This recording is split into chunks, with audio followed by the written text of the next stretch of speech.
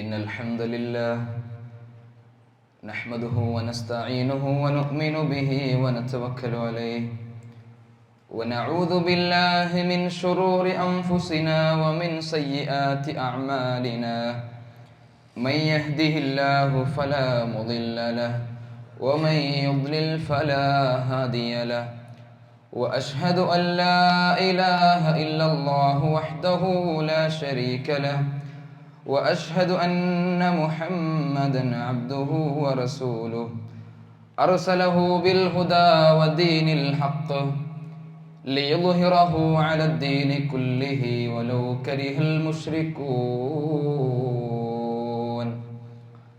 اللهم صل على محمد وعلى آل محمد كما صليت على إبراهيم وعلى آل إبراهيم إنك حميد مجيد اللهم بارك على محمد وعلى آل محمد كما باركت على إبراهيم وعلى آل إبراهيم إنك حميد مجيد أما بعد فإن خير الكلام كلام الله وخير الحديث كتاب الله وخير الهدي هدي محمد صلى الله عليه وسلم وشر الأمور محدثاتها وكل محدثة بدعة وكل بدعة ضلالة وكل ضلالة في النار أعوذ بالله من الشيطان الرجيم يا أيها الذين آمنوا اتقوا الله حق تقاته ولا تموتن إلا وأنتم مسلمون يا أيها الناس اتقوا ربكم الذي خلقكم من نفس واحدة وخلق منها زوجها وبث منهما رجالا كثيرا ونساء واتقوا الله الذي تساءلون به والأرحام إن الله كان عليكم رقيبا يا أيها الذين آمنوا اتقوا الله وقولوا قولا سديدا يصلح لكم أعمالكم ويغفر لكم ذنوبكم ومن يطع الله ورسوله فقد فاز فوزا عظيما اللهم رب اشرح لي صدري ويسر لي أمري واحلل عقدة من لساني يفقهوا قولي സ്നേഹസമ്പന്നരായ വിശ്വാസികളെ വിശ്വാസിനികളെ, സർവശക്തനായ റബ്ബു സുബ്ഹാനഹു വ തആലയുടെ കൽപ്പനകൾ ജീവിതത്തിലുടനീളം പുലർത്തിപ്പാലിച്ച് തഖ്വയിൽ അധിഷ്ഠിതമായ ജീവിതം നയിക്കണമെന്ന് ആദ്യമായി എന്നോടും നിങ്ങൾ ഓരോരുത്തരോടും വസിയത്ത് ചെയ്യുകയാണ്, ഓർമ്മപ്പെടുത്തുകയാണ്. അള്ളാഹു അവൻ ഇഷ്ടപ്പെടുന്ന, അവൻ്റെ പൊരുത്തം ലഭിക്കുന്ന, അവൻ്റെ ഇഷ്ടം നേടാൻ സാധിക്കുന്ന ജീവിതം നയിക്കുവാനും ലാ ഇലാഹ ഇല്ലല്ലാഹ് എന്ന കലിമത്തു തൗഹീദ് ഉച്ചരിച്ച് ഈമാനോടുകൂടി മരിച്ചു പോകാനുള്ള തൗഫീഖ് നമുക്കെല്ലാവർക്കും പ്രദാനം ചെയ്യുമാറാവട്ടെ. ഹജ്ജിന് വേണ്ടി യാത്ര തിരിച്ച ആളുകൾക്ക് മബ്റൂറും മഖ്ബൂലുമായ രൂപത്തിൽ ഹജ്ജുകൾ നിർവഹിച്ച് തിരിച്ചു വരാനുള്ള തൗഫീഖ് അല്ലാഹു പ്രദാനം ചെയ്യുമാറാവട്ടെ.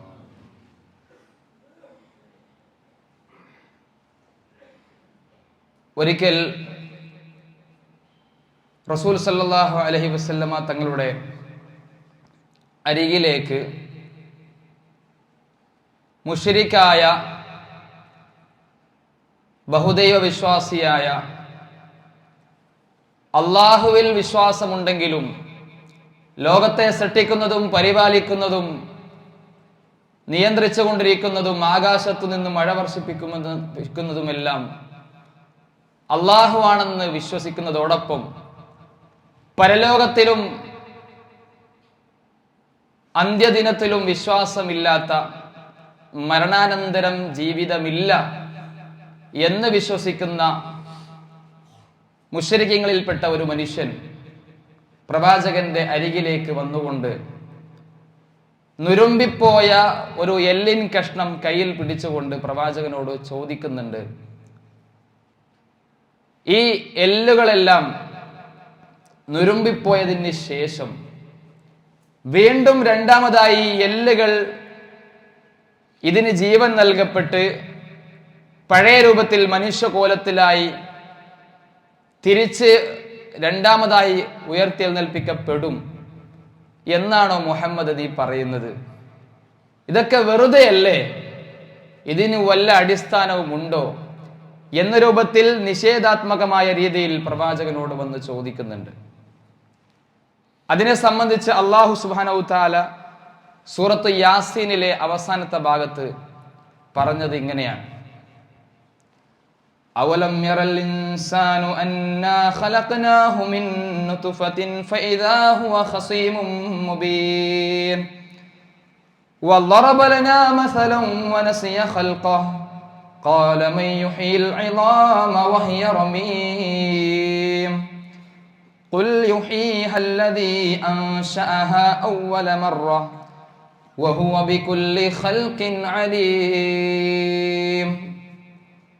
അള്ളാഹു ആ മനുഷ്യനെ സംബന്ധിച്ച് പറഞ്ഞു, അവലം യറൽ ഇൻസാൻ, മനുഷ്യൻ കാണുന്നില്ലേ, അവൻ ചിന്തിക്കുന്നില്ലേ, അന്നാ ഖലഖനാഹു മിൻ നുത്ഫത്തിൻ, അവനെ നാം സൃഷ്ടിച്ചത് കേവലം ഒരു ബീജഗണത്തിൽ നിന്നാണ്.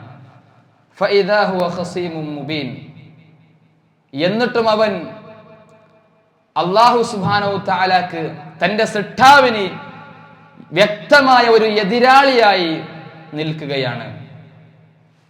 വളറബ ലനാ മസലൻ വനസിയ ഖൽഖ, അവൻ നമുക്ക് ഉദാഹരണം വിവരിച്ചു തരികയാണ്. അവന്റെ സ്വന്തം സൃഷ്ടിപ്പിനെ തന്നെ മറന്നു പോവുകയാണ്.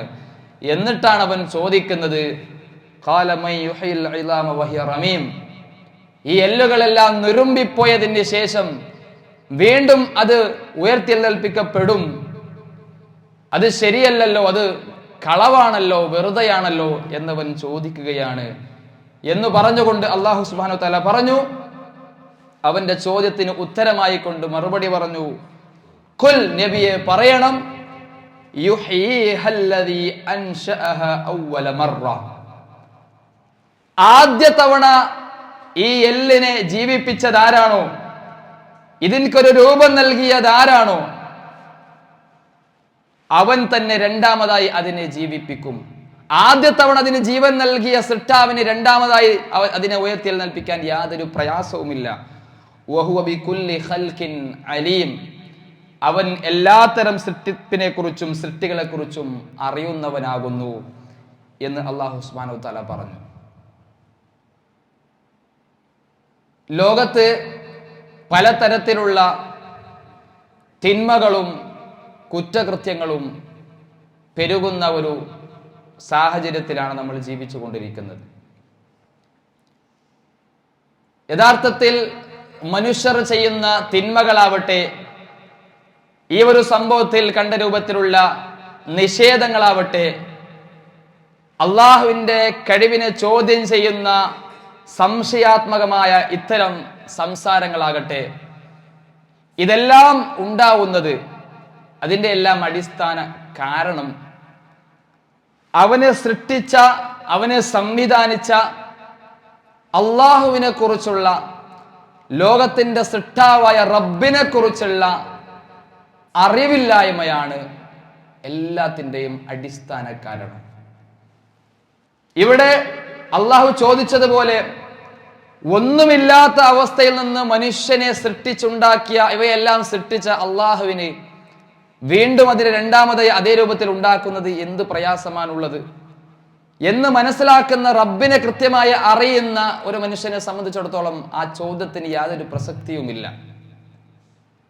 അള്ളാഹുവിനെ കുറിച്ച് അറിയാത്തത് കൊണ്ടാണ് വിശുദ്ധ ഖുർആനിൽ അള്ളാഹു പറഞ്ഞതുപോലെ വമാ ഖദറുല്ലാഹ ഹഖ്ഖ ഖദ്രിഹി, അള്ളാഹുവിനെ അവർ കണക്കാക്കേണ്ടതുപോലെ കണക്കാക്കിയില്ല, അറിയേണ്ടതുപോലെ അറിഞ്ഞില്ല, കൃത്യമായ രൂപത്തിൽ മനസ്സിലാക്കിയില്ല. അതുകൊണ്ടാണ് അവർ പിഴച്ചുപോയത് എന്നാണ്.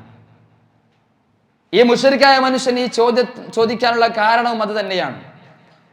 വഹുവ അലാ കുല്ലി ഷൈഇൻ ഖദീർ, അള്ളാഹു എല്ലാത്തിനും കഴിവുള്ളവനാണ് എന്ന ഒരു തിരിച്ചറിവ് ഇല്ലാത്തത് കൊണ്ടാണ് ആ ചോദ്യമുണ്ടായത്.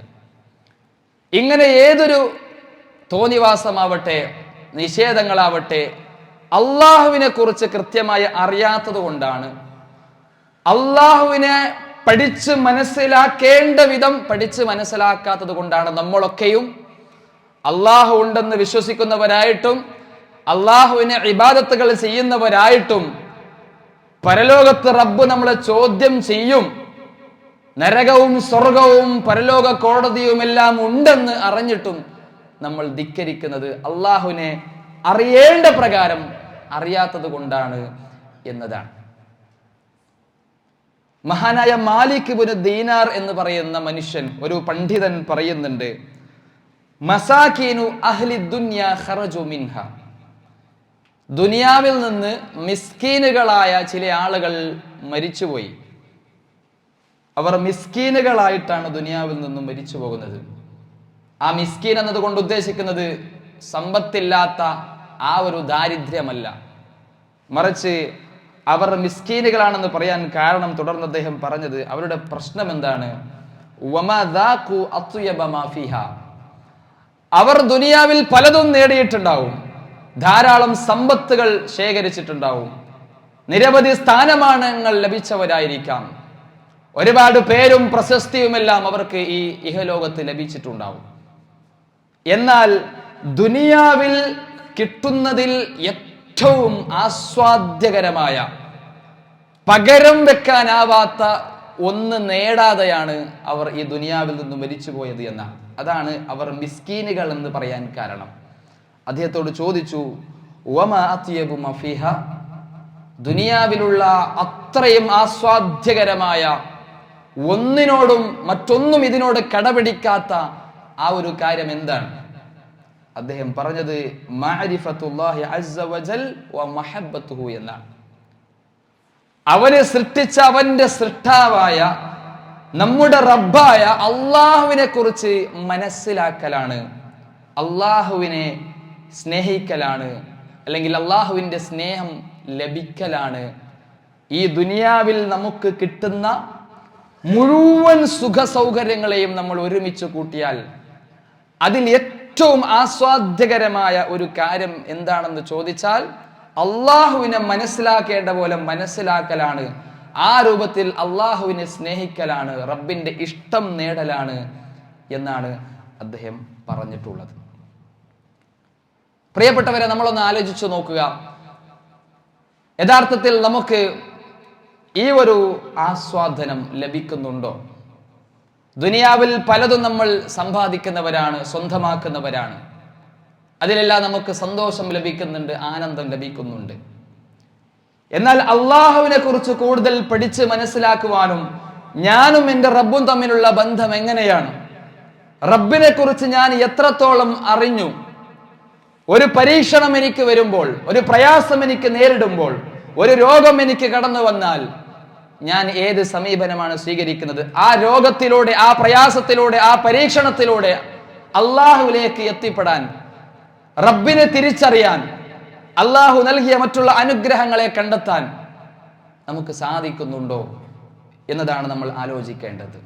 ഇല്ല എന്നാണ് നമ്മുടെ മനസ്സ് പറയുന്ന ഉത്തരമെങ്കിൽ അള്ളാഹുവിനെ നമുക്ക് യഥാർത്ഥ രൂപത്തിൽ മനസ്സിലായിട്ടില്ല എന്നാണ് അതിന്റെ ഉത്തരം. അതാണ് റബ്ബ് പറഞ്ഞത്, വമാ ഖദറുല്ലാഹ ഹഖ ഖദരിഹി, അള്ളാഹുവിനെ മനസ്സിലാക്കേണ്ട പോലെ മനസ്സിലാക്കിയിട്ടില്ല എന്നതാണ്.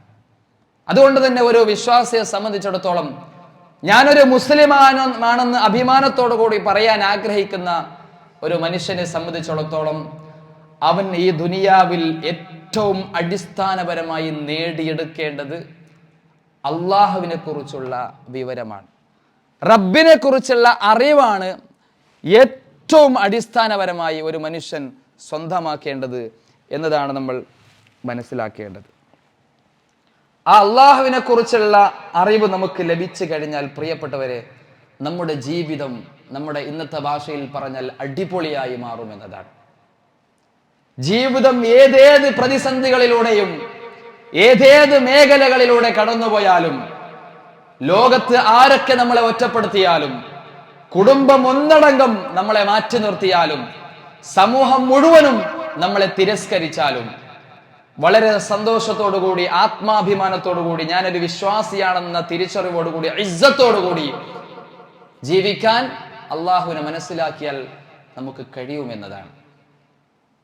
അതാണ് റബ്ബിനെ മനസ്സിലാക്കുന്നതിലൂടെ നമുക്ക് ലഭിക്കുന്ന ഏറ്റവും വലിയ ഒരു സുഖം, ഈ പറഞ്ഞ ആസ്വാദനം എന്ന് പറയുന്നത്. ഒരു മനുഷ്യനെ സംബന്ധിച്ചിടത്തോളം പ്രശ്നങ്ങളും പ്രതിസന്ധികളും വരുമ്പോൾ അവിടങ്ങളിൽ ഏറ്റവും നല്ല ഒരു സമീപനം സ്വീകരിക്കാൻ കഴിയുന്നു എന്നുള്ളത് അവന്റെ ഏറ്റവും വലിയ ഒരു കഴിവാണ്. ഈ കഴിവ് യഥാർത്ഥ രൂപത്തിൽ ലഭിക്കുന്നത് തീർച്ചയായും ശരിയായ ഒരു വിശ്വാസിക്ക് മാത്രമാണ്. അതല്ലാത്ത എത്ര മനക്കട്ടിയുള്ള മറ്റുള്ള വിശ്വാസം ശരിയാവാത്ത ദീനില്ലാത്ത ഒരു മനുഷ്യനിക്ക് ലഭിക്കുകയേ ഇല്ല എന്നതാണ് യാഥാർത്ഥ്യം. അതുകൊണ്ട് തന്നെ നമ്മൾ അള്ളാഹുവിനെ കുറിച്ച് കൃത്യമായി പഠിക്കുക, മനസ്സിലാക്കുക എന്നതാണ് നമ്മളെ സംബന്ധിച്ചിടത്തോളം ഈ ദുനിയാവിലും പരലോകത്തിലും വളരെ സന്തോഷകരമായ, സുഖകരമായ, ആസ്വാദ്യകരമായ ജീവിതം നയിക്കാൻ നമ്മളെ സംബന്ധിച്ചിടത്തോളം നിർബന്ധമായിട്ടുള്ള കാര്യം. അള്ളാഹുവിനെ നമ്മൾ മനസ്സിലാക്കിയില്ല എന്നതിൻ്റെ ഏറ്റവും നല്ല ഒരു ഉദാഹരണം പറയാം. പലപ്പോഴും നമ്മളൊക്കെ ഒരു പ്രയാസം നേരിട്ടാൽ, ഉദാഹരണത്തിന് ഒരു രോഗം വന്നു എന്ന് കരുതുക, വളരെ ശക്തമായ ഒരു രോഗം പിടിപെട്ടു, നമ്മൾ എന്താണ് ചെയ്യാറുള്ളത്? നമുക്ക് പറ്റുന്ന നമ്മുടെ പരിചയത്തിലുള്ള ഏറ്റവും വിദഗ്ധനായ ഒരു ഡോക്ടറെ നമ്മൾ സമീപിക്കും. എന്നിട്ട് അതിനുള്ള ചികിത്സയൊക്കെ നമ്മൾ സ്വീകരിക്കും. എന്നാൽ ഈ രോഗം തുടങ്ങുന്ന സന്ദർഭത്തിൽ ഈ രോഗം നമുക്ക് ഒരു പരീക്ഷണമായി നൽകിയ റബ്ബിനോട് നമ്മുടെ പ്രയാസം പറഞ്ഞിട്ടുണ്ടാവില്ല. അള്ളാഹിനോട്, റബ്ബേ വല്ലാത്ത പ്രയാസമുണ്ട്, റബ്ബേ ഈ രോഗം മാറ്റിത്തരണേ, ഇതിലൂടെ എന്റെ പാപം പുറത്തു തരണേ എന്ന് ഒരു തവണ പോലും ചിലപ്പോൾ പറഞ്ഞിട്ടുണ്ടാവില്ല. മറ്റു മുഴുവൻ ആളുകളോടും പോയി ഈ പരാതി പറഞ്ഞിട്ടുണ്ടാവും. വല്ലാത്ത രോഗമാണ്, പ്രയാസമാണ്, വേദനയാണ്, നല്ലൊരു ഡോക്ടറെ കാണിച്ചു തരുമോ എന്നൊക്കെ പറഞ്ഞിട്ടുണ്ടാവും. പക്ഷേ ആത്മാർത്ഥമായിട്ട് റബ്ബിനോട് ഒരിക്കൽ പോലും പ്രാർത്ഥിച്ചിട്ടുണ്ടാവില്ല. എന്നിട്ട് അവസാനം ആ രോഗത്തിന് ശമനം കിട്ടുന്നില്ല, നല്ല ഡോക്ടറെ കണ്ടിട്ട് പോലും, മാറി മാറി ഡോക്ടറുകളെ സ്വീകരിച്ചിട്ട് പോലും നമുക്ക് രോഗം മാറിക്കിട്ടാത്ത അവസ്ഥ വരുമ്പോൾ അവസാന ഘട്ടത്തിൽ ഡോക്ടർമാരും കൂടെയുള്ളവരും എല്ലാം ഒന്നടങ്കം പറയുന്ന ഒരു വാചകമുണ്ട്: ഇനി അള്ളാഹുവിനോട് ആത്മാർത്ഥമായിട്ട് പ്രാർത്ഥിക്കാം, റബ്ബിനോട് ആത്മാർത്ഥമായിട്ട് പ്രാർത്ഥിക്കുക, അതല്ലാത്ത മറ്റൊരു കവാടവും ഇനി രക്ഷയായി തുണയായി ഇല്ല എന്ന് പറയുമ്പോഴായിരിക്കും പല ആളുകളും ആകാശത്തൊക്കെ നോക്കിയിട്ട് പ്രാർത്ഥിക്കാൻ തുടങ്ങുന്നത് തന്നെ. അപ്പോൾ തന്റെ എല്ലാ കവാടങ്ങളും കഴിഞ്ഞ് ഇനി ഒരു രക്ഷയുമില്ല എന്ന് ബോധ്യപ്പെടുമ്പോൾ അവസാനത്തെ അത്താണിയായിട്ടാണ്, ഏറ്റവും ഒടുവിലത്തെ ഓപ്ഷനായിട്ടാണ് പലപ്പോഴും അല്ലാഹു സുബ്ഹാനഹു തആലയെ നമ്മൾ സമീപിക്കുന്നത് എന്നതാണ് നമ്മുടെയും റബ്ബിന്റെയും ഇടയിലുള്ള ബന്ധം എത്രത്തോളം അകന്നു പോയിട്ടുണ്ട് എന്ന് മനസ്സിലാക്കാൻ പറ്റുന്ന ഏറ്റവും നല്ല ഉദാഹരണം. യഥാർത്ഥത്തിൽ ഒരു വിശ്വാസിയെ സംബന്ധിച്ചിടത്തോളം പ്രിയപ്പെട്ടവരെ, ഒരു പ്രശ്നം വന്നാൽ തന്റെ ഭാര്യയോട് പറയുന്നതിനേക്കാളും തന്റെ ഉപ്പയോടും ഉമ്മയോടും ഏറ്റവും അടുത്ത എല്ലാ പ്രശ്നങ്ങളും പ്രയാസങ്ങളും വരുമ്പോൾ ആദ്യം നമ്മൾ പറയാറുള്ള ആ കൂട്ടുകാരനോട് പറയുന്നതിനേക്കാളും യഥാർത്ഥ സത്യവിശ്വാസിയാണെങ്കിൽ അവൻ ആദ്യം പറയേണ്ടത് അവന്റെ റബ്ബിനോടാണ്. അള്ളാഹുവിനോട് പറഞ്ഞതിന് ശേഷമാണ് മറ്റുള്ള അതിന്റെ പരിഹാര മാർഗങ്ങളിലേക്ക് നമ്മൾ പ്രവേശിക്കേണ്ടത് തന്നെ. അതാണ് റസൂലുള്ളാഹി സ്വല്ലല്ലാഹു അലൈഹി വസല്ലം ഒരു പ്രാർത്ഥനയിൽ പഠിപ്പിച്ച കാര്യം. മാ അസാബ അബ്ദൻ ഖത്തു ഹമ്മുൻ വലാ ഹസൻ. നമുക്ക് ഓരോരുത്തർക്ക് എന്തൊക്കെ പ്രയാസങ്ങളുണ്ട്, എന്തൊക്കെ പരാതികളുണ്ട്, എന്തൊക്കെ കഷ്ടപ്പാടുകളുണ്ട്, എന്തൊക്കെ രോഗങ്ങളുണ്ട്. പ്രിയപ്പെട്ടവരെ, പലതരത്തിലുള്ള പ്രശ്നങ്ങൾ കൊണ്ട് ബുദ്ധിമുട്ടുന്നവരാണ് നമ്മൾ. റസൂൽ സല്ലല്ലാഹു അലൈഹി വസല്ലം പറയുകയാണ്, നിങ്ങളിൽ ഒരാൾക്ക് ഒരു മനപ്രയാസം ഉണ്ടായി, വല്ലാത്ത മനസ്സിനൊരു ദുഃഖമുണ്ടായി, അല്ലെങ്കിൽ ഒരു വിഷമമുണ്ടായി, അങ്ങനെ ഏതെങ്കിലും രൂപത്തിൽ നിങ്ങൾ മാനസികമായോ ശാരീരികമായോ വിഷമങ്ങൾ കൊണ്ട് പ്രയാസപ്പെടുന്നുവെങ്കിൽ, നിങ്ങൾക്ക് വേദന ഉണ്ടെങ്കിൽ നിങ്ങൾ എന്ത് ചെയ്യണം? ആ മനുഷ്യൻ ഫയഖൂൽ, ആ പ്രയാസമുണ്ടായ മനുഷ്യൻ എങ്ങനെ പറഞ്ഞാൽ അല്ലാഹുമ്മ ഇന്നി അബ്ദുക്. പ്രവാചകൻ പഠിപ്പിച്ച വല്ലാത്തൊരു പ്രാർത്ഥനയാണ്. അല്ലാഹുമ്മ ഇന്നി അബ്ദുക്, അല്ലാഹുവേ ഞാൻ നിന്റെ അടിമയാണ്. ഇബ്നു അബ്ദിക്, അല്ലാഹുവേ നിന്റെ അടിമയുടെ മകനാണ് ഞാൻ. വബ്നു അമതിക്, നിന്റെ അടിമ സ്ത്രീയുടെ മകനുമാണ് ഞാൻ. അള്ളാഹുവിനോട് ഓരോന്നിങ്ങനെ എടുത്തെടുത്ത് നമ്മൾ അള്ളാഹുവിന്റെ അടുക്കലേക്ക് വിധേയപ്പെട്ട് നിൽക്കുകയാണ്. അള്ളാഹുവിലേക്ക് നമ്മൾ താഴ്ന്നു കൊടുക്കുന്ന പ്രാർത്ഥനയാണ്. അള്ളാഹുവെ ഞാൻ നിന്റെ അടിമയുടെ മകനാണ്, നിന്റെ അടിമ സ്ത്രീയുടെ മകനാണ്. നാസിയതി ബിയദിക്, എന്റെ മൂർധാവ് നിന്റെ കയ്യിലാണ് റബ്ബേ. മാലിൻ ഫിയ ഹുക്മുക് അദ്ലുൻ ഫിയ ഖലാഉക്, നിന്റെ വിധികളെല്ലാം എന്നിൽ നടപ്പിലായിക്കൊണ്ടിരിക്കും. നീ എന്നിൽ വിധിച്ച കാര്യങ്ങളെല്ലാം അത് വളരെ നീതിപൂർണമാണ് എന്നൊക്കെ പറഞ്ഞ് അസ്അലുക ബികുല്ലി ഇസ്മിൻ ഹുവ ലക്, നിനക്കുള്ള മുഴുവൻ നാമങ്ങൾ കൊണ്ടും അല്ലാഹുവേ നിന്നോട് ഞാൻ ചോദിക്കുന്നു. സമ്മൈത ബിഹി നഫ്സക, ആ നാമങ്ങൾ നീ തന്നെ നിന്റെ സ്വന്തത്തിന് നീ നാമകരണം ചെയ്തതാണ്. ഔ അല്ലംതഹു അഹദ മിൻ ഖൽഖിക് ഔ അൻസൽതഹു ഫീ കിതാബിക്, നിന്റെ അടിമകളിൽ ഏതെങ്കിലും ഒരു അടിമക്ക് നീ പഠിപ്പിച്ചു കൊടുത്ത നിന്റെ നാമങ്ങൾ കൊണ്ടോ, അല്ലെങ്കിൽ നിന്റെ വേദഗ്രന്ഥത്തിൽ നീ അവതരിപ്പിച്ച നാമങ്ങൾ കൊണ്ടോ, അതുമല്ലെങ്കിൽ നീ നിന്റെ അദൃശ്യ ജ്ഞാനങ്ങളിൽ ഒളിപ്പിച്ചു വെച്ച 99 നാമങ്ങൾക്ക് പുറമെ ആരോടും പറയാതെ പഠിപ്പിക്കാതെ രഹസ്യമാക്കി വെച്ച നിന്റെ ഏതൊക്കെ നാമങ്ങളുണ്ടോ ആ എല്ലാ നാമങ്ങൾ കൊണ്ടും റബ്ബേ നിന്നോട് ചോദിക്കുന്നു. അല്ലാഹുവേ, വിശുദ്ധ ഖുർആൻ എന്ന ഗ്രന്ഥത്തെ എന്റെ ഹൃദയത്തിന്റെ വസന്തമാക്കി നീ മാറ്റണമേ. എന്റെ ദുഃഖങ്ങളൊക്കെ മാറ്റി തീർക്കുന്ന, അതിനെല്ലാം മാറ്റിമറിക്കുന്ന, അതിനെല്ലാം പോക്കിക്കളയുന്ന ഒരു ഗ്രന്ഥമാക്കി വിശുദ്ധ ഖുർആനിനെ നീ മാറ്റണമേ. എന്റെ എല്ലാ മനപ്രയാസങ്ങളും നീ നീക്കിത്തരണേ റബ്ബേ. ആ രൂപത്തിലുള്ള ഒരു ഗ്രന്ഥമാക്കി വിശുദ്ധ ഖുർആനിനെ മാറ്റണമേ. ഇങ്ങനെ ഒരാൾ പ്രാർത്ഥിച്ചാൽ നബി സല്ലല്ലാഹു അലൈഹി വസല്ലമ പറഞ്ഞു, അവൻ അനുഭവിച്ചു കൊണ്ടിരിക്കുന്ന ആ പ്രയാസം, ആ വേദന, ആ ദുഃഖം അവൻക്ക് മാറ്റി കൊടുക്കുമെന്നാണ്. അല്ലാഹു സുബ്ഹാനഹു വതആല ആ സ്ഥാനത്ത് ഫറഹ, അവൻക്ക് സന്തോഷം ഇട്ട് കൊടുക്കുമെന്നാണ്. അവന്റെ മനസ്സിന് നല്ല സന്തോഷം ഇട്ട് കൊടുക്കും എന്ന് റസൂൽ സല്ലല്ലാഹു അലൈഹി വസല്ലമ പറയുകയാണ്. അപ്പോൾ അള്ളാഹുവിനോട് പറയണമെന്നാണ് പ്രവാചകൻ പഠിപ്പിച്ചത്. റബ്ബ് സുബ്ഹാനഹു വതആല നമുക്ക് അതിന് പരിഹാരം നൽകുമെന്നാണ്. എന്നാൽ സാധാരണ ഒരു വിദ്യാർത്ഥിയെ സംബന്ധിച്ചിടത്തോളം തനിക്കൊരു കുട്ടിയുണ്ടെങ്കിൽ, ഒരു വിദ്യാർത്ഥിയോ വിദ്യാർത്ഥിനിയോ ഉണ്ടെങ്കിൽ, മറ്റുള്ള പല സ്ഥാപനങ്ങളിലുമൊക്കെ കയറി ചെന്ന് അവിടെയൊന്നും തനിക്ക് മാർക്ക് കുറഞ്ഞതിന്റെ പേരിൽ സീറ്റ് കിട്ടാതെ വരുമ്പോൾ ഏറ്റവും അവസാനത്തെ ഓപ്ഷനായി പലപ്പോഴും ഈ അറബിക് കോളേജുകളെ പലരും തിരഞ്ഞെടുക്കുന്നത് പോലെ, എവിടെയും ഉത്തരം കിട്ടാതെ വരുമ്പോൾ, ഏത് ഡോക്ടറുടെ ചികിത്സയും ഫലിക്കാതെ പോകുമ്പോൾ, എല്ലായിടത്തും ഞാൻ തോറ്റുപോയി, ഇനി ഒരു കവാടവും എനിക്കില്ല എന്നൊക്കെ തോന്നുന്ന സന്ദർഭത്തിൽ അവസാനത്തെ ഓപ്ഷനായിട്ടാണ് നമ്മിൽ പലരും അല്ലാഹു സുബ്ഹാനഹു തആലയിലേക്ക് എത്തുന്നത് എന്നതാണ് നമ്മൾ റബ്ബിനോട് കാണിക്കുന്ന ഏറ്റവും വലിയ ധിക്കാരം എന്ന് പറയുന്നത്. അതുകൊണ്ട് പ്രിയപ്പെട്ടവരെ, അള്ളാഹുവിനെ മനസ്സിലാക്കുക എന്നതാണ്. അങ്ങനെ അള്ളാഹുവിനെ മനസ്സിലാക്കുന്നതിലൂടെ നമ്മുടെ ജീവിതം അർത്ഥപൂർണമായി മാറുമെന്നതാണ്. ജീവിതത്തെ വളരെ നല്ല രീതിയിൽ കൃത്യമായ ഒരു വീക്ഷണത്തോടുകൂടി ജീവിതത്തെ കാണാൻ നമുക്ക് റബ്ബിനെ മനസ്സിലാക്കുന്നതിലൂടെ സാധിക്കുമെന്നതാണ്. അതാണ് റസൂൽ സല്ലല്ലാഹു അലൈഹി വസല്ലം ഒരു ഹദീസിൽ പറഞ്ഞത്, അജബൽ ലി അംറിൽ മുഅ്മിൻ, ഒരു വിശ്വാസിയുടെ കാര്യം അത്ഭുതമാണ്. ഇന്ന അംറഹു കുല്ലഹു ഖൈർ, അവന്റെ എല്ലാ കാര്യവും അവനക്ക് നന്മയാണ്. അവനക്കൊരു പരീക്ഷണം നേരിട്ടു, അവൻ സഹിക്കും, അവനക്ക് നന്മയാണ്. ഒരു സന്തോഷം വന്നു, നന്ദി കാണിക്കും, അതും ഖൈറാണ്.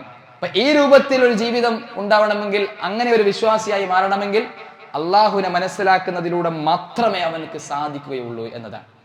അതുകൊണ്ട് തന്നെ നമ്മൾ ഓരോരുത്തരും വളരെ ഗൗരവത്തിൽ നമ്മുടെ മനസ്സിനോട് ചോദിക്കേണ്ട ചോദ്യം, എന്റെ റബ്ബിനെ കുറിച്ച് ഞാൻ എന്ത് മനസ്സിലാക്കി എന്നാണ്. അള്ളാഹു ഉണ്ടെന്ന് നമുക്കറിയാം. അള്ളാഹുവിന്റെ ചില പേരുകളൊക്കെ ഒരു പക്ഷെ നമുക്ക് അറിയുന്നുണ്ടാവും, അതിന്റെ അർത്ഥം അറിയുന്നുണ്ടാവില്ല. അള്ളാഹു നമ്മളെ ചോദ്യം ചെയ്യുമെന്ന് നമുക്കറിയാം. ധാരാളം ആരാധനകൾ അള്ളാഹു നമുക്ക് നിശ്ചയിച്ചിട്ടുണ്ടെന്ന് അറിയാം. അള്ളാഹു സുബ്ഹാനഹു തആല നന്മകൾ ചെയ്യുന്നതിലൂടെ സ്വർഗം നൽകും, തിന്മകൾ ചെയ്യുന്നതിലൂടെ നരകം നൽകും എന്നൊക്കെ നമുക്കറിയാം. എന്നാൽ അതിനപ്പുറം ശരിയായ രൂപത്തിൽ അള്ളാഹു നമ്മളും തമ്മിലുള്ള ബന്ധം എങ്ങനെയാണ്, മനുഷ്യരുടെ വിഷയത്തിൽ, തന്റെ സൃഷ്ടികളുടെ കാര്യത്തിൽ അള്ളാഹു സുബ്ഹാനഹു തആല സ്വീകരിച്ചു പോരുന്ന അള്ളാഹുവിന്റെ നിലപാട് എങ്ങനെയൊക്കെയാണ്, അള്ളാഹുവിന്റെ പ്രത്യേകമായ സവിശേഷതകൾ എന്തൊക്കെയാണ്, അള്ളാഹുവിന്റെ ഗുണങ്ങൾ എന്തൊക്കെയാണ്, അള്ളാഹുവിന്റെ നാമങ്ങളുടെ അർത്ഥതലങ്ങൾ എങ്ങനെയൊക്കെയാണ്, ഇങ്ങനെ തുടങ്ങി അള്ളാഹുവിലേക്ക് ആഴത്തിൽ ഇറങ്ങിക്കൊണ്ട് അള്ളാഹുവിനെ കുറിച്ചുള്ള ഒരു മനസ്സിലാക്കൽ, ഒരു തിരിച്ചറിവ് നമുക്കില്ല എന്നതാണ് ഒരു സത്യം. അതുകൊണ്ട് പ്രിയപ്പെട്ടവരെ, ജീവിതത്തിന്റെ നല്ല ഒരു ഭാഗം അള്ളാഹുവിനെ മനസ്സിലാക്കാൻ വേണ്ടി നമ്മൾ മാറ്റിവെക്കണമെന്നാണ്.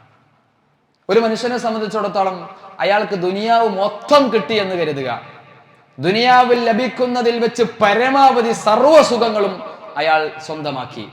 നല്ല വിദ്യാഭ്യാസമുണ്ട്, നല്ല ജോലിയുണ്ട്, നല്ല കുടുംബമുണ്ട്, നല്ല ഭാര്യയുണ്ട്, നല്ല സൗന്ദര്യമുണ്ട്, നല്ല ആരോഗ്യമുണ്ട്, നല്ല സമ്പാദ്യമുണ്ട്, നല്ല സാഹചര്യമുണ്ട്, നല്ല നിർഭയത്വമുണ്ട്, എല്ലാം ഉണ്ട്. പക്ഷേ ആ എല്ലാ അനുഗ്രഹങ്ങളും അവൻക്ക് കനിഞ്ഞരുളിയ അള്ളാഹുവിനെ അതിലൂടെ കണ്ടെത്താൻ, റബ്ബിനെ മനസ്സിലാക്കാൻ അവനക്ക് സാധിച്ചിട്ടില്ല എങ്കിൽ അവനെ സംബന്ധിച്ചിടത്തോളം അവന്റെ ജീവിതം വട്ടപൂജ്യമാണ് എന്നാണ് ഇസ്ലാമിന്റെ കാഴ്ചപ്പാടിൽ നിന്നുകൊണ്ട് നമുക്ക് പറയാൻ സാധിക്കുന്നത്. മഹാനായ ഉമർ ഖത്താബ് റളിയല്ലാഹു അൻഹു ഒരു മനുഷ്യനെ കുറിച്ച് പറയുന്നുണ്ട്. ഒരാൾക്ക് ദുനിയാവ് മുഴുവനും ലഭിച്ചു എന്ന് കരുതുക. അങ്ങനെ അയാൾക്ക് മരണം വന്നു. ആ മരണത്തിലൂടെ അവനെ സംബന്ധിച്ചിടത്തോളം അവനക്ക് ലഭിച്ച ദുനിയാവിന്റെ അവസ്ഥ എന്താണ്? നല്ല ഒരു സ്വപ്നം കണ്ട മനുഷ്യനെ പോലെയാണ് എന്നാണ്. ഒരാൾ സുദീർഘമായ വളരെ സന്തോഷകരമായ ഒരു സ്വപ്നം കാണുകയാണ്. ആ സ്വപ്നത്തിൽ ധാരാളം അനുഗ്രഹങ്ങൾ ആ മനുഷ്യനിക്ക് ലഭിക്കുന്നുണ്ട്. ദുനിയാവിൽ പലതും അയാൾ നേടിയെടുക്കുന്നുണ്ട്. എന്നാൽ ആ മരണത്തോടുകൂടി ആ ദുനിയാവിൽ കിട്ടിയ സുഖങ്ങൾ എല്ലാം ഒന്നുമില്ലാതായി തീരുകയാണ് ചെയ്യുന്നത്. കാരണം അതിനപ്പുറമുള്ള ജീവിതം ദുനിയാവിന്റെ സുഖങ്ങൾ ഉപകരിക്കാത്തതാണ്. അപ്പോൾ ദുനിയാവ് മുഴുവൻ കിട്ടിയാലും ദീനിനെ കുറിച്ച് കൃത്യമായി അറിയാത്ത, അള്ളാഹുവിനെ കുറിച്ച് അറിയാത്ത ഒരു ജീവിതമാണെങ്കിൽ മരണത്തോടുകൂടി അവന്റെ ജീവിതം സർവനാശത്തിലാണ്, വട്ടപൂജ്യമാണ് എന്നാണ് പറഞ്ഞതിന്റെ അർത്ഥം. എത്ര ആളുകളാണ് പ്രിയപ്പെട്ടവരെ ഇങ്ങനെ ജീവിക്കുന്നത്? ബാക്കി എല്ലാ സുഖങ്ങളും ഉണ്ടാവും. ആളുകൾ ആ മനുഷ്യന്റെ ജീവിത രീതികൾ കണ്ടുകൊണ്ട്, സമ്പത്ത് കണ്ടുകൊണ്ട്, സൗകര്യം കണ്ടുകൊണ്ട് അത്ഭുതപ്പെടുന്നുണ്ടാവും. എന്തൊരു അനുഗ്രഹം നിറഞ്ഞ മനുഷ്യനാണ് എന്നൊക്കെ ചിലപ്പോൾ പറയുന്നുണ്ടാവും. പക്ഷെ ഈ ദീനിന്റെ വശത്തിലേക്ക് വന്നാലോ, ആ മനുഷ്യനിക്ക് ആദർശം കിട്ടിയിട്ടുണ്ടോ എന്ന് നോക്കുമ്പോഴോ ഒന്നും കിട്ടിയിട്ടുണ്ടാവില്ല. അങ്ങനെ വരുമ്പോൾ ആ മനുഷ്യനെ കുറിച്ച് നമ്മൾ മനസ്സിലാക്കേണ്ടത് വലിയ നഷ്ടത്തിലാണ്, വലിയ ഒരു ലൊലാലത്തിന്റെ ചതിക്കുഴിയിലാണ് ആ മനുഷ്യൻ കടന്നെരിയുന്നത് എന്നാണ് നമ്മൾ മനസ്സിലാക്കേണ്ടത്. അതുകൊണ്ട് നമ്മുടെ ജീവിതത്തിന്റെ ഏറ്റവും അടിസ്ഥാനപരമായ ലക്ഷ്യമായ പരലോകത്തിലേക്ക്, അതുപോലെ തന്നെ ദുനിയാവിലേക്കും നമുക്ക് മുതൽക്കൂട്ടായി മാറുന്ന ഏറ്റവും വലിയ സമ്പാദ്യമായ മഅരിഫത്തുല്ലാഹ്, അള്ളാഹുവിനെ കുറിച്ചുള്ള ഒരു അറിവ്, ശരിയായ രൂപത്തിലുള്ള വിവരം നമ്മൾ ശേഖരിക്കുക എന്നതാണ് പറഞ്ഞതിന്റെ ചുരുക്കം. അള്ളാഹു അതിനുള്ള തൗഫീഖ് നൽകി നമ്മെ അനുഗ്രഹിക്കുമാറാവട്ടെ.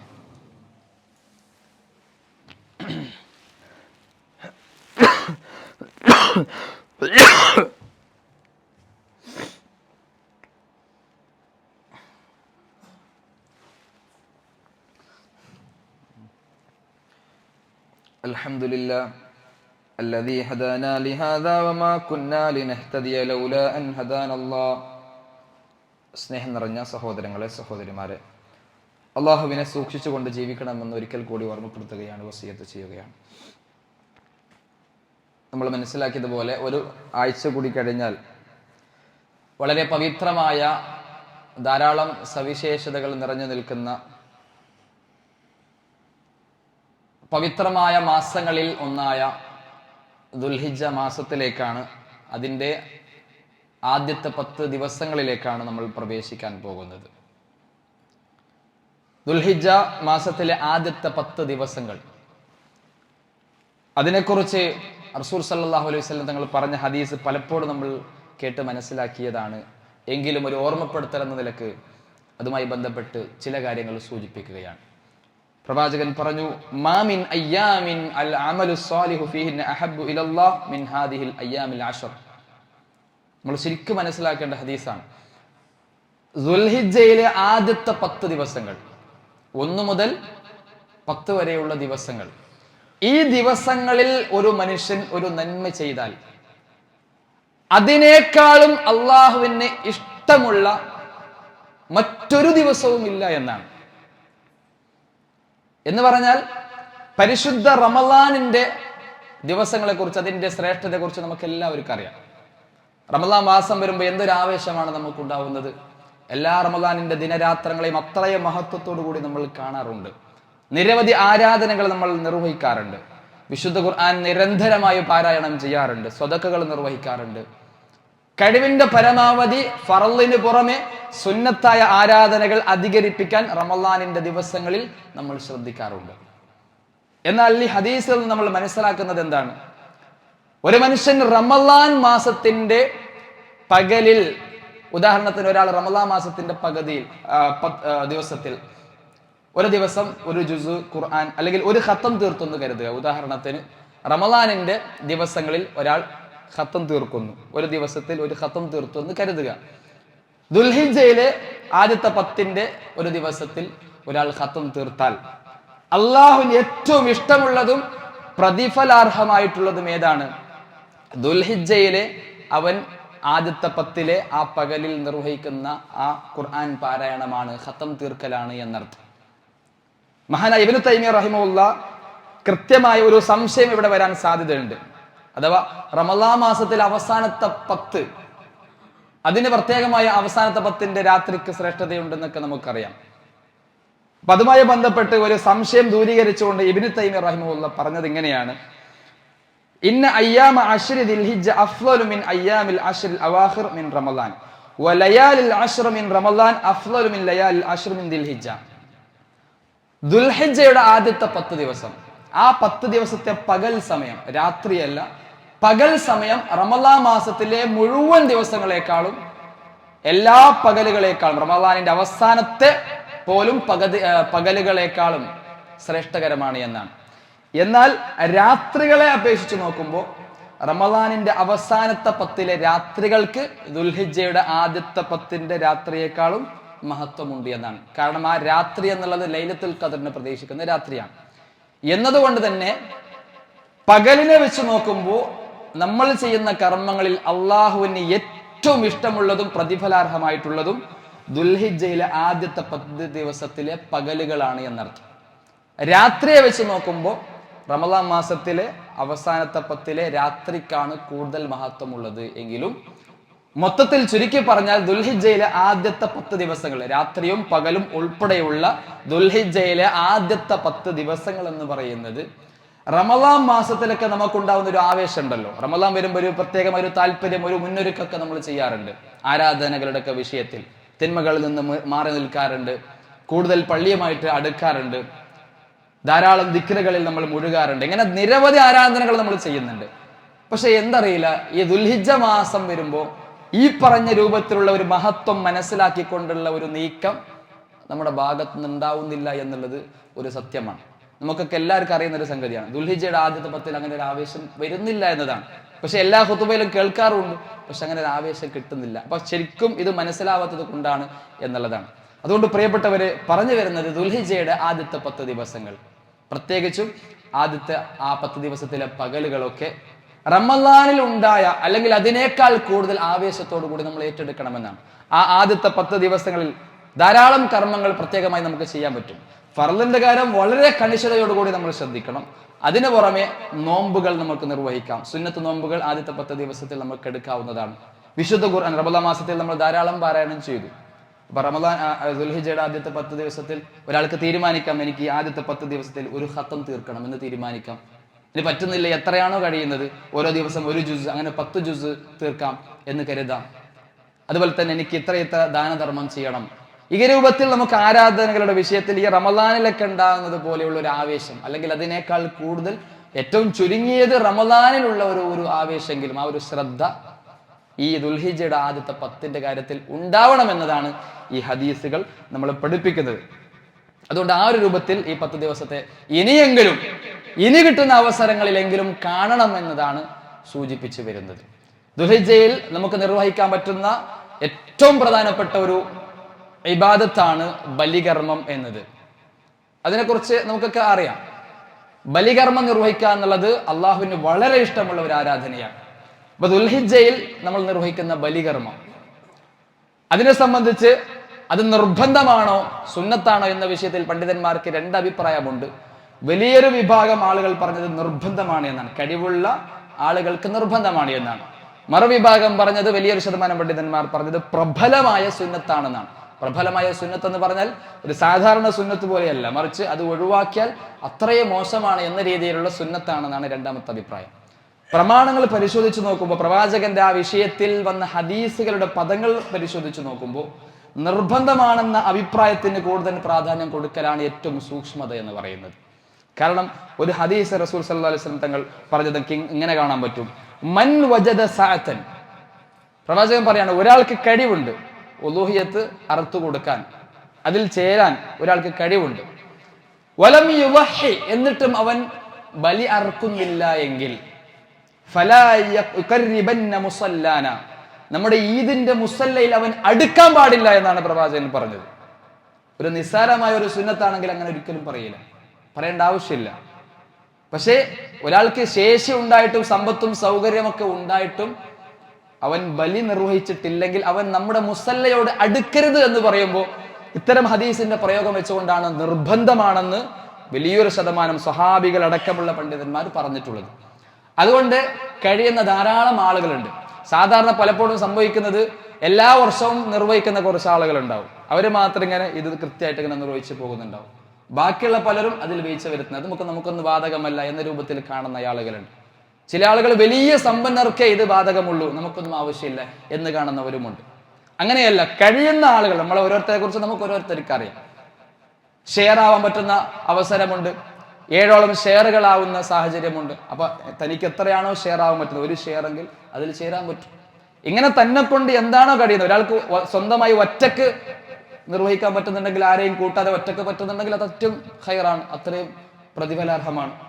അപ്പൊ എന്താണോ പറ്റുന്നത് ആ പറ്റുന്ന രൂപത്തിൽ ഇതൊരു കേവലം ഒരു സുന്നത്താണെന്ന് കാണാതെ അതിന്റെ ഗൗരവം മനസ്സിലാക്കിക്കൊണ്ട് നിർവഹിച്ചാൽ വലിയ പ്രതിഫലവും ഒഴിവാക്കിയാൽ വളരെ ആക്ഷേപാർഹമായിട്ടുള്ള ഒരു കാര്യമാണെന്ന് മനസ്സിലാക്കിയിട്ട് എന്ത് ചെയ്യണം, ഈ ഉലൂഹിയത്തിന്റെ വിഷയത്തിൽ നല്ലൊരു താല്പര്യം നമ്മൾ കാണിക്കണം, ബലിയറക്കാൻ ശ്രദ്ധിക്കണമെന്നാണ് ഈ ഒരു അവസരത്തിൽ സൂചിപ്പിക്കാനുള്ളത്. അതോടൊപ്പം തന്നെ ബലി അറക്കാൻ തീരുമാനിച്ച ആളുകൾ, ഇപ്പോൾ തന്നെ ദുൽഹിജ്ജയിൽ ബലി അറക്കാൻ തീരുമാനിച്ച ആളുകളുണ്ടാവും, ഉദ്ദേശിക്കുന്ന ആളുകളുണ്ടാവും. അവരെ സംബന്ധിച്ച് ശ്രദ്ധിക്കേണ്ട കാര്യമായി പ്രവാചകൻ പഠിപ്പിച്ച കാര്യം, ഇദാ ദഖലൽ അശ്റു വഅറാദ അഹദുകും അയുളഹിയ, ദുൽഹിജ്ജയുടെ ആദ്യത്തെ 10 പ്രവേശിച്ചു കഴിഞ്ഞാൽ, വന്നു കഴിഞ്ഞാൽ നിങ്ങളിൽ ഒരാൾ ഉലൂഹിയത്ത് അറക്കാൻ ഉദ്ദേശിച്ചാൽ അവൻ എന്ത് ചെയ്യണം, ഫലാ യമുസ്സ മിൻ ശഅരിഹി വബശരിഹി ഷൈആ, അവന്റെ മുടിയിൽ നിന്നോ രോമത്തിൽ നിന്നോ ഒന്നും തന്നെ, അവന്റെ തലമുടിയാവട്ടെ, കക്ഷരോമമാവട്ടെ, ഗുഹ്യരോമമാവട്ടെ, ഒന്നും തന്നെ അവൻ എടുത്തു മാറ്റിക്കളയാൻ പാടില്ല എന്നതാണ്. അതൊക്കെ അതിന്റെ മുമ്പ് തന്നെ ചെയ്യണമെന്നർത്ഥം. അതുപോലെ തന്നെ അവന്റെ നഖം മുറിക്കാതിരിക്കട്ടെ എന്ന് നബി സല്ലല്ലാഹു അലൈഹി വസല്ലം പറഞ്ഞിട്ടുണ്ട്. അപ്പൊ ഈ കാര്യം ഈ ഉലൂഹിയത്ത് അറുക്കാൻ ഉദ്ദേശിക്കുന്ന ആളുകൾ വളരെ ഗൗരവത്തിൽ ശ്രദ്ധിച്ചുകൊണ്ട് അതൊക്കെ ഈ ദുൽഹിജ്ജയിലേക്ക് പ്രവേശിക്കുന്നതിന് തൊട്ട് മുമ്പായിട്ട് നിർവഹിക്കണമെന്നാണ് റസൂൽ സല്ലല്ലാഹു അലൈഹി വസല്ലം നമ്മളോട് ഓർമ്മപ്പെടുത്തിയിട്ടുള്ളത്. അതുകൊണ്ട് പ്രിയപ്പെട്ടവരെ, ഈ രൂപത്തിലൊക്കെ നമ്മൾ ശ്രദ്ധിക്കുക. ഓരോരുത്തരും കഴിയുന്ന രൂപത്തിൽ ഈ 10 ദിവസങ്ങളിൽ ആരാധനകളിൽ മുഴുകുവാൻ തക്ബീറുകളും തഹ്ലീലുകളും തഹ്മീദുകളും ഒക്കെ അധികരിപ്പിച്ചുകൊണ്ട് കഴിവിന്റെ പരമാവധി ഇതിന്റെ ഈ ഒരു മഹത്വം, പുണ്യം നേടിയെടുക്കാൻ നമ്മൾ ശ്രദ്ധിക്കുക. അതിലൂടെ അല്ലാഹു സുബ്ഹാനഹു തആലക്ക് അടുക്കുവാൻ നമ്മൾ എല്ലാവരും താല്പര്യപ്പെടുക. റഹ്മാനായ റബ്ബു സുബ്ഹാനഹു തആല അതിനെ നമുക്ക് തൗഫീഖ് നൽകി നമ്മെ അനുഗ്രഹിക്കുമാറാവട്ടെ. നമ്മുടെ എല്ലാവിധ സൽക്രമങ്ങളും നമ്മുടെ സദുദ്ദേശങ്ങളും അല്ലാഹു സ്വാലിഹായ കർമ്മമായി നമ്മിൽ നിന്ന് ഖബൂൽ ചെയ്യുമാറാവട്ടെ. നമ്മുടെ കൂട്ടത്തിൽ മാരകമായ രോഗങ്ങൾ കൊണ്ട് പ്രാർത്ഥിക്കാൻ പറഞ്ഞ ആളുകളുണ്ട്, കഷ്ടപ്പെടുന്ന ആളുകളുണ്ട്. അല്ലാഹു അവർക്ക് എല്ലാവർക്കും പൂർണ്ണമായ ശമനം നൽകി ആരോഗ്യകരമായ ജീവിതത്തിലേക്ക് തിരിച്ചെത്താനുള്ള സാഹചര്യം അല്ലാഹു ഉണ്ടാക്കി കൊടുക്കുമാറാവട്ടെ. കടങ്ങൾ കൊണ്ട് പ്രയാസപ്പെടുന്ന ആളുകൾക്ക് അല്ലാഹു ഹലാലായ മാർഗത്തിൽ കടം തിരിച്ചുവിട്ടാനുള്ള സാഹചര്യങ്ങൾ ഒരുക്കി കൊടുക്കുമാറാവട്ടെ. അല്ലാഹുമ്മ ഗഫിർ ലിൽ മുഅ്മിനീന വൽ മുഅ്മിനാത്ത് വൽ മുസ്ലിമീന വൽ മുസ്ലിമാത്ത് അൽ അഹ്യാഇ മിൻഹും വൽ അംവാത്ത് ഇന്നക മുജീബുദ് ദഅവാതി യാ ഖാദിയൽ ഹാജാത്ത്. ربنا اصرف عنا عذاب جهنم إن عذابها كان غراما إنها ساءت مستقرا ومقاما. ربنا آتنا في الدنيا حسنة وفي الآخرة حسنة وقنا عذاب النار. آمين برحمتك يا أرحم الراحمين والحمد لله رب العالمين.